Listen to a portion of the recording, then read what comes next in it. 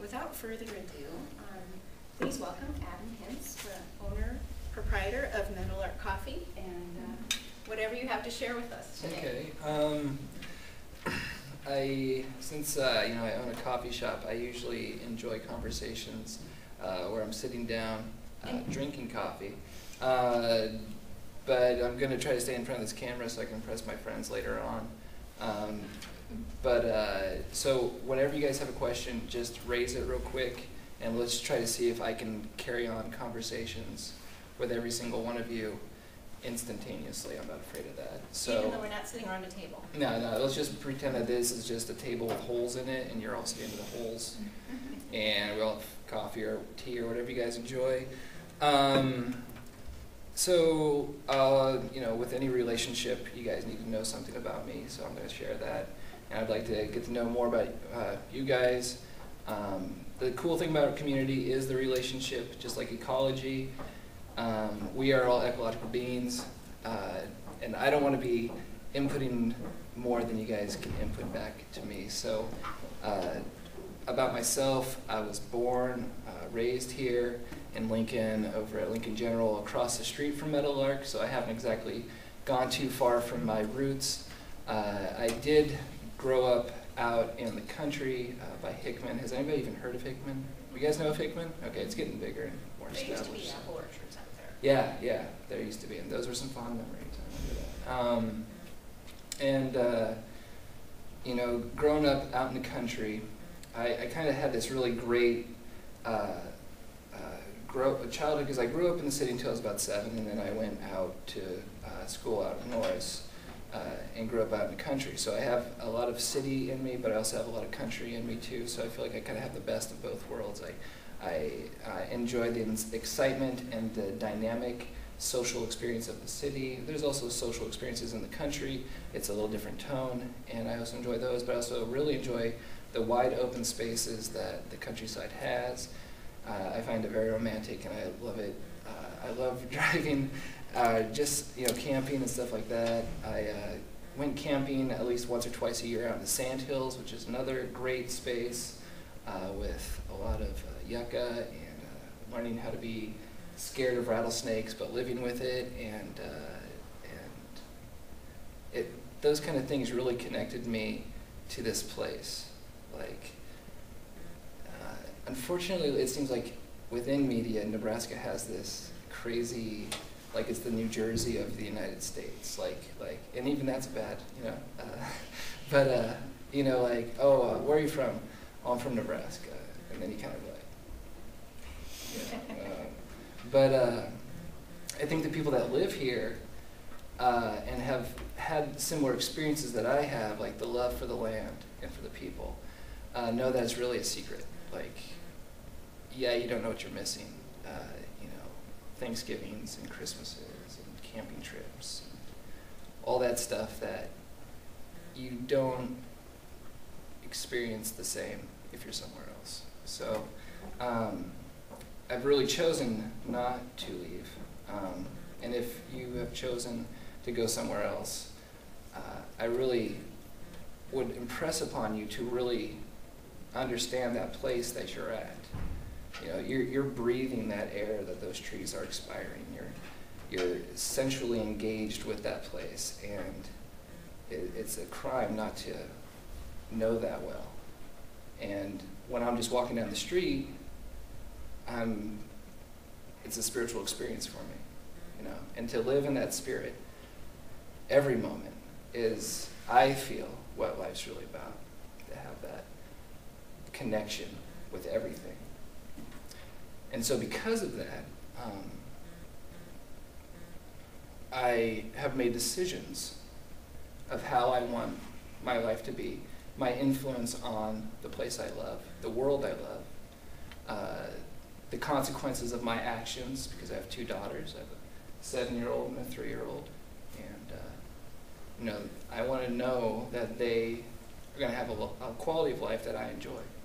Because things in the future, reading Hope's Edge, don't look great if things keep on going the way they're going. They don't look good at all. But as we see in this book, there are things that if they're encouraged and participated with, and they grow like wildfire across the world, then my 7-year-old and my 3-year-old will have the same quality of life that every single one of us enjoy. And that's kind of the goal. It's not just about the rapture of the moment, it's about the hope of the future. To make sure that Iris and Sophia, and your Irises and your Sophias and your Irises, you know, can at least come to the university or do whatever they want with their lives. And that also the people in the third world can have that same thing.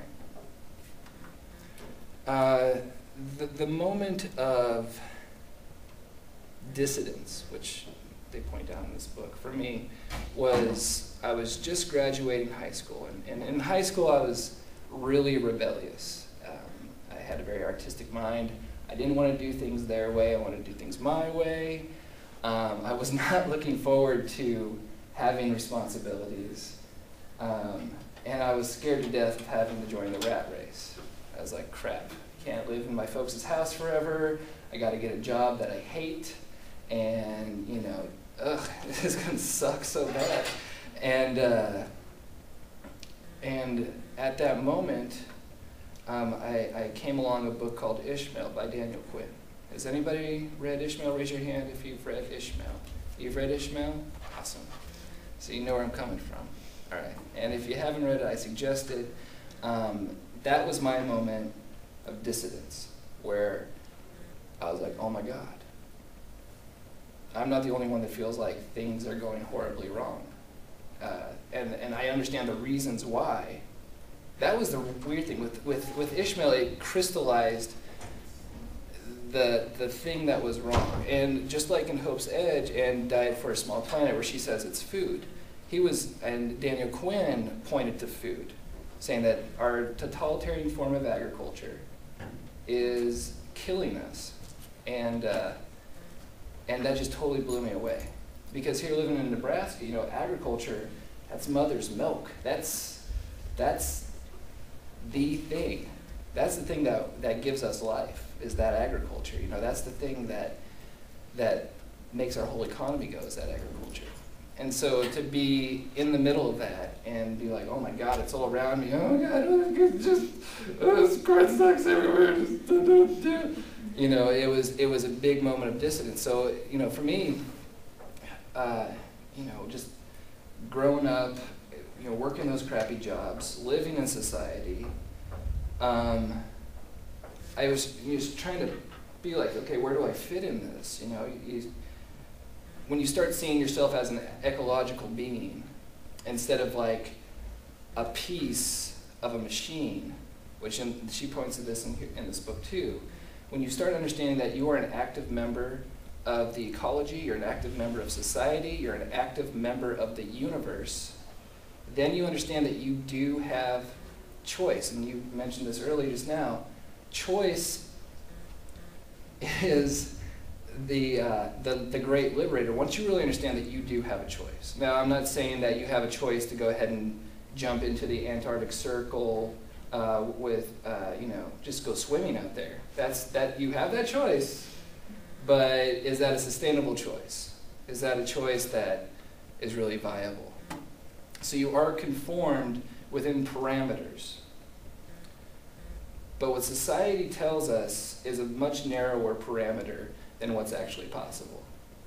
So there's a little gray area in there. And so each one of us really, if we want to take this choice that we have to look into ourselves, understand ourselves, which is something that a lot of us aren't taught how to do. And I can't say that I understand myself totally, but I feel like I know myself pretty well. But to know, where do I want to go? What's the path that I want to walk down? You know I didn't want to be part of the rat race. I knew I didn't want that at all. I knew that I wanted to work for myself. I knew that I wanted to be my own man. I wanted to be my own person. I wanted to be my own active member of the universe. And so for years, you know, I was like, okay, you know, where's the place that I can, where's the little eddy that I can get off of this river? You know, where's the place? And it took me a long time to figure this out, and luckily that it came with the opportunity of my friend Nate saying, hey, let's open a coffee shop.